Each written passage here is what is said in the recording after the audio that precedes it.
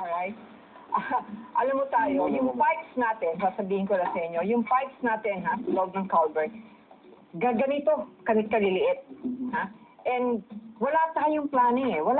We don't foresee ourselves na lalaki tayo at magiging ganito yung population natin at hindi natin matuturuan kung paano mag-segregate ng waste.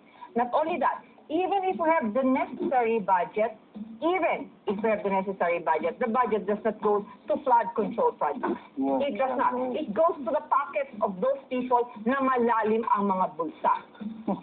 Ang problema pa rito, wala tayong planning na macro, no? Meron tayong gagawin yan. Dito, ito lang kasi. Itong lugar na to. Pero hindi natin nakikita na mag-create ng another problem when we go to this area. So, parang sa traffic, gagawa tayo ng isang solusyon dito, but at the same time, nagkakaroon ng roadblocks doon. We don't have macro planning. And substandards, lahat ng ginagamit, wala talaga. No! Delivery of public service talaga din. Yan ang problema lagi. May budget pero hindi natin. Huwag pong umalis mga kapatid, babalik po kami sa Tayuan mo at Panindigan para sa mainit na issue ng baha. Don't go away. Baha, no? Mainit. O babahaan ng kwentuhan tungkol sa baha.